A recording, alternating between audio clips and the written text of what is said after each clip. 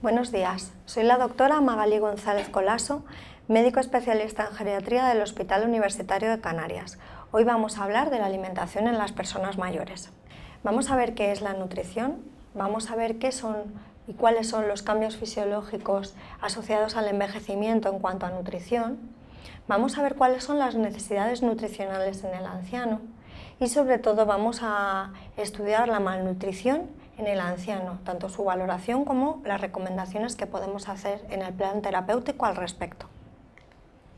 Se entiende por alimentación el hecho de dar o recibir alimentos, mientras que la nutrición hace referencia a toda la suma de procesos que intervienen en la toma, asimilación y utilización de los nutrientes. Este proceso de alimentación y de nutrición va a servir para el mantenimiento de las estructuras vitales, para la regulación hormonal y metabólica y para un aporte de energía como soporte vital básico. El gasto energético basal, entendemos por esta definición el mínimo gasto de energía que se precisa para mantener las funciones vitales en condiciones normales. El 70% del gasto energético total lo constituye el gasto energético basal, es decir, lo que necesitamos básicamente para mantenernos en vida. Y este gasto energético basal decrece hasta un 10% cada 10 años. Una fórmula sencilla para calcular el gasto energético basal es el peso en kilogramos por 30 kilocalorías y con eso podemos saber cuál es la cantidad de kilocalorías que nuestros pacientes ancianos van a necesitar a lo largo del día. Las necesidades en el anciano están disminuidas porque hay un menor gasto energético en condiciones normales. ¿Por qué? Porque tienen menor masa magra, realizan menos ejercicio físico y tienen un menor índice de masa corporal. Pero estas situaciones siempre deben ajustarse por los eventos que puedan provocar estrés en el individuo. Y con estrés entendemos fiebre, sepsis, cirugías, traumatismos que van a aumentar el gasto basal que tiene el individuo anciano. Actualmente se disponen de tablas bien detalladas, como por ejemplo la que encontramos en la Guía de Buena Práctica Clínica en Geriatría de Nutrición en el Anciano, que nos van a indicar qué necesidades tienen de vitaminas y de oligoelementos nuestros pacientes ancianos según sean varones, mujeres y en qué rango etario están. Estas guías nos sirven para, sobre todo en los casos en los que los pacientes tienen que recibir una nutrición específica, determinar si tenemos que suplementarla en función de las cantidades diarias recomendadas. Respecto a las kilocalorías que debemos suministrarle a nuestros pacientes, sabemos que también van a variar según sean varones o mujeres y según el rango etario. Por ejemplo, si tienen menor de 70 años, entre los 60 y los 70, van a necesitar alrededor de 2.400 kilocalorías en el caso de los varones. Y si son mujeres, alrededor de 2.000. Sin embargo, por encima de los 80 años, esto va a disminuir en situaciones siempre, recordemos, basales, no en situaciones de estrés, y las mujeres van a requerir alrededor de 1.700 kilocalorías y los varones 2.000. En cuanto a las proteínas, las necesidades se van a mantener estables a lo largo de la vida porque van a depender del peso. El cálculo es sencillo, es alrededor de 1,25 gramos por cada kilogramo de peso.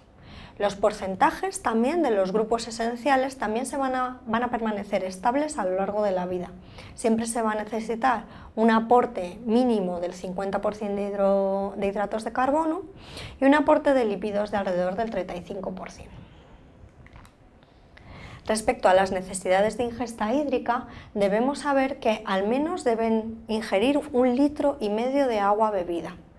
Y siempre en aquellas situaciones en las que no haya riesgo de deshidratación o al revés, que el paciente no tenga que estar sometido a una restricción hídrica por otro tipo de patologías. Bien, hay muchísimos cambios fisiológicos asociados al envejecimiento en cuanto a la nutrición. El principio básico es que hay una pérdida de funcionalidad en todos los órganos y sistemas. ¿Cuáles son los puntos principales que podemos evaluar? Bien, pues un enlentecimiento en los procesos digestivos, una falta de secreciones, un menor peristaltismo. Vamos a encontrar una elevadísima tasa de disfagia y de serostomía.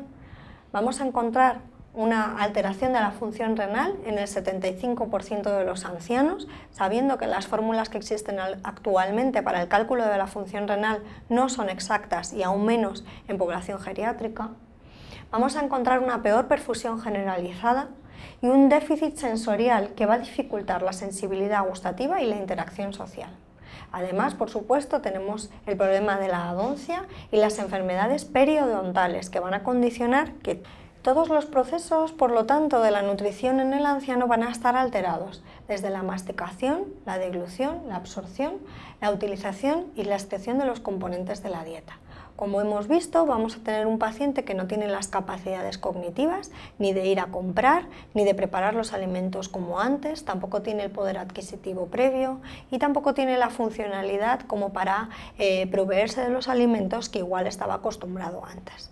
Esto en cuanto a la preparación de los alimentos, pero es que además, por su problema de adoncia, de disfagia, de pérdida de salivación, no va a poder tampoco masticarlos ni deglutirlos como previamente, y además vamos a encontrar que el gusto también está alterado. Por lo tanto, todo ese primer proceso de la nutrición va a estar tocado y el paciente va a repercutir seriamente en su nutrición. Y después, todos los procesos de absorción y de eliminación de los nutrientes también van a estar alterados fisiopatológicamente. Por lo tanto, no vamos a poder utilizar los nutrientes de la forma adecuada en esta población. ¿Qué otros cambios fisiológicos vamos a encontrar asociados al envejecimiento? Bien, vamos a ver un aumento de la masa grasa, hasta un 30% en los mayores de 75 años, con una redistribución y pérdida de la masa muscular, que es lo que se conoce como sarcopenia asociada al envejecimiento y que va a estar favorecida por todos los mecanismos hormonales y neuroendocrinos asociados a la vejez y también favorecido tanto como por la polifarmacia como por la malnutrición. Además, vamos a encontrar una disminución del agua corporal y de la sensación de sed. Son pacientes que van a estar muy predispuestos a sufrir deshidratación.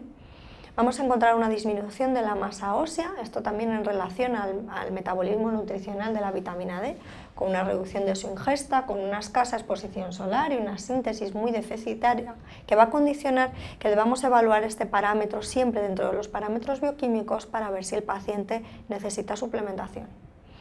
Y como hemos comentado, vamos a encontrar un déficit funcional y cognitivo global que altera los procesos relativos a la nutrición, desde la compra, la preparación, la calidad de los alimentos y la cantidad de la ingesta. Además, son pacientes que, como están casi siempre aislados socialmente, van a tener que comer solos.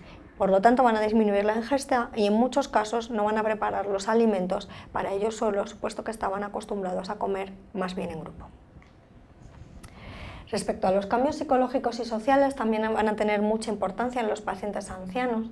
Van a ser pacientes que van a tender a la depresión, a la soledad, con un disminuido nivel adquisitivo y con un cambio de rutinas y de hábitos alimentarios forzados. Es decir, por ejemplo, aquellos pacientes que ingresan en las residencias y ya no se van a alimentar para nada de forma parecida como lo hacían previamente, ni por supuesto en los mismos horarios a los que estaban acostumbrados. Si a esto se suma la posibilidad de la enfermedad crónica y del dolor que van a padecer estos pacientes en relación a muchas patologías propias de la edad, encontramos que la ingesta va a estar disminuida. Y hay un punto clave en lo que respecta a la atención médica, que es la iatrogenia en relación a la nutrición. Vamos a prescribir de forma muy frecuente fármacos anorexígenos a nuestros pacientes, como por ejemplo los diuréticos, la digoxina o el haloperidol. Vamos a prescribir fármacos que alteran el gusto, como el enalapril, la aspirina, el ibuprofeno o la levodopa. Y vamos a inhibir la absorción administrándoles otros fármacos, como por ejemplo los antiácidos, la colchicina o la finitoína. En cuanto a la definición de malnutrición en el anciano, vemos que es una situación nutricional aguda, subaguda o crónica en la que la desnutrición o sobrenutrición con o sin actividad inflamatoria asociada generan una serie de cambios en la composición corporal. Y además hay una reducción de la capacidad funcional con una alteración de la función muscular, cognitiva e inmune. Es decir, que bien porque el paciente esté sobrealimentado o infraalimentado, vamos a encontrarnos con una situación de déficit funcional y cognitivo secundario. En cuanto a la epidemiología de la malnutrición, sabemos que afecta hasta el 4% de la población mayor de 65 años y hasta un 25% está en riesgo de padecerla. El riesgo es superior en mujeres que en hombres y sobre todo en los más ancianos. En las residencias se han encontrado tasas de desnutrición de hasta el 16% y hasta el 45% de los pacientes ingresados en residencia están en situación de riesgo de malnutrición. Y en el hospital es todavía peor, hasta el 50% de los pacientes de más de 85 años padecen malnutrición. La desnutrición es, por tanto, un síndrome geriátrico por excelencia. Hasta el 60% de los pacientes con más de 4 síndromes geriátricos presentaron un MNA bajo, ahora vamos a ver a continuación qué es el MNA, y hasta el 90% de los pacientes que tenían más de 8 síndromes geriátricos tienen una malnutrición establecida. La malnutrición tiene consecuencias nefastas en el anciano. Va a provocar caídas y deterioro funcional por pérdida de masa muscular, va a favorecer la aparición de úlceras por presión, va a provocar alteraciones en la inmunidad como agudización de enfermedades crónicas, enfermedades infecciosas que se reactivan o bien aparición o mayor susceptibilidad a enfermedades infecciosas comunes. Van a favorecer el deterioro cognitivo y a empeorarlo y van a aumentar la mortalidad y los tiempos de hospitalización. Por lo tanto, la evaluación de la malnutrición debe estar comprendida dentro de la valoración geriátrica integral, que recordemos que es el proceso diagnóstico multidisciplinar e interdisciplinar para identificar y cuantificar de forma exhaustiva los problemas físicos, funcionales, psíquicos y sociales de un anciano y poder ofrecerle un plan de seguimiento adecuado. ¿Cómo se hace la valoración de la malnutrición en el anciano? Siempre debe haber dos pasos, una fase de cribado y una fase de valoración completa o diagnóstica. La fase de cribado se va a efectuar a todos los pacientes, aunque estén aparentemente sanos, ya que forma parte de la valoración geriátrica integral. Siempre vamos a buscar los factores de riesgo que favorecen las situaciones de malnutrición y el objetivo es establecer estrategias de prevención. La valoración completa se va a efectuar en situaciones de enfermedad o con factores de riesgo ya establecidos y va a comprender tanto la valoración social, funcional, la historia clínica y farmacológica del paciente y el objetivo es el tratamiento de esta malnutrición. En atención primaria, el algoritmo se va a centrar en la sospecha. Si existe una sospecha de malnutrición, lo que tenemos que hacer es una encuesta dietética, un examen clínico, un examen antropométrico y un examen bioquímico, todo con el fin de establecer el cuidado más adecuado a nuestro paciente. Dentro de los marcadores bioquímicos básicos que podemos efectuar en la valoración de la malnutrición se encuentran parámetros muy sencillos como la albúmina, la transferrina, los linfocitos o el colesterol y algunos que no siempre están disponibles pero que también son asequibles como la prealbúmina o el RBP. En cuanto al MNA, es la herramienta por excelencia para valoración de la malnutrición en el anciano. Está recomendada por la Sociedad Europea de Nutrición Clínica y Metabolismo y tiene una sensibilidad cercana al 85% y una especificidad también del 85%. Esta escala cuenta con un test de cribado que si es menor de 10 puntos pasa al test de evaluación. En este test de evaluación, si estamos entre 17 y 23,5 puntos, estamos en un riesgo de malnutrición y por debajo de 10 puntos ya hay una malnutrición establecida.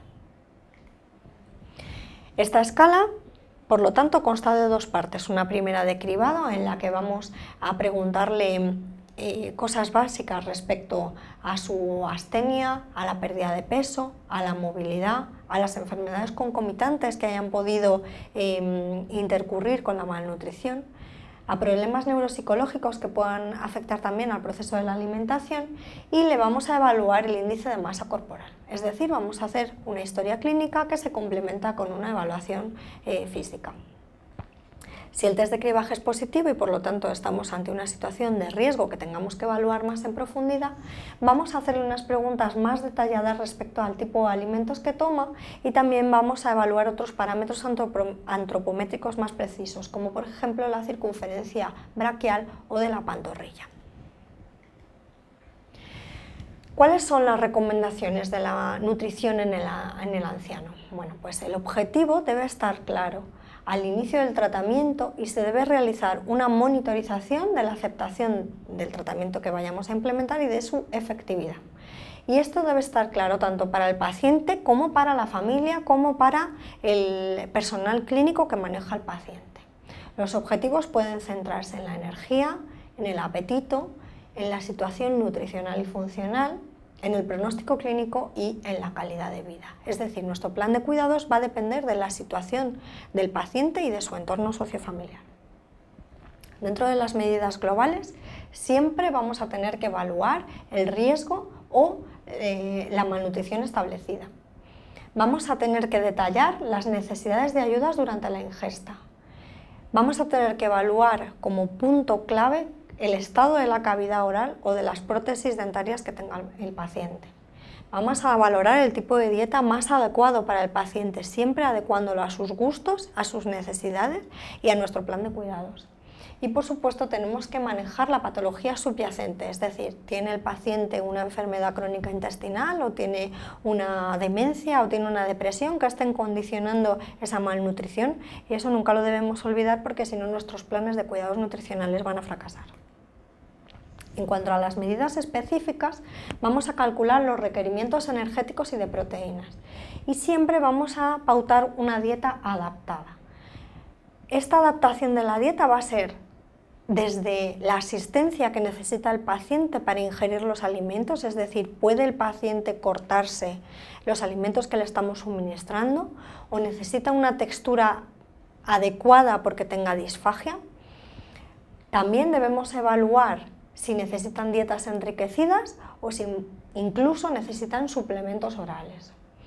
Siempre debemos tener en cuenta que lo más favorecedor para los pacientes ancianos es incrementar la frecuencia de las raciones, aunque éstas sean más pequeñas, y con especial atención al ayuno nocturno, sobre todo en el caso de los pacientes diabéticos. ¿Qué se entiende por dieta enriquecida? Es aquella en la que aumentamos el contenido energético o proteico sin aumento del volumen. Y los suplementos nutricionales también son una opción, pero en aquellos casos muy seleccionados, en los que veamos que no vayamos a conseguir nuestros objetivos simplemente adaptando la dieta o enriqueciéndola.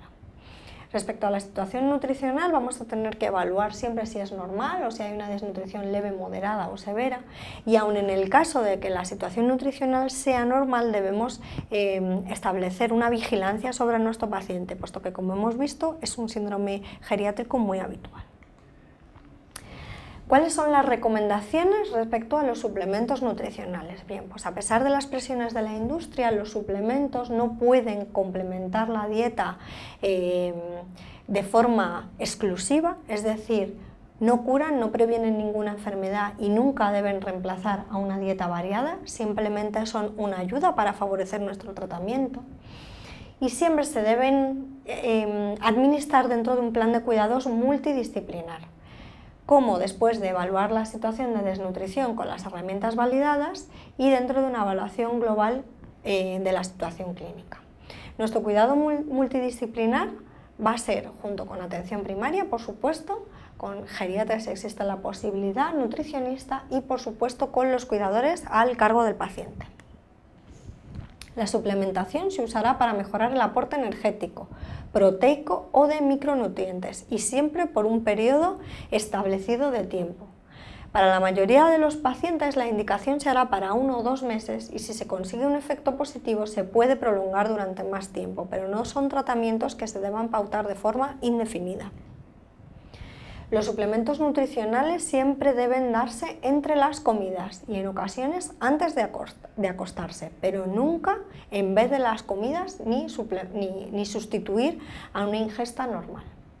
Siempre debe valorarse la situación personal del paciente y de su entorno, sobre todo de sus gustos. No sirve de nada pautar suplementos nutricionales con texturas o con sabores que el paciente va a rechazar.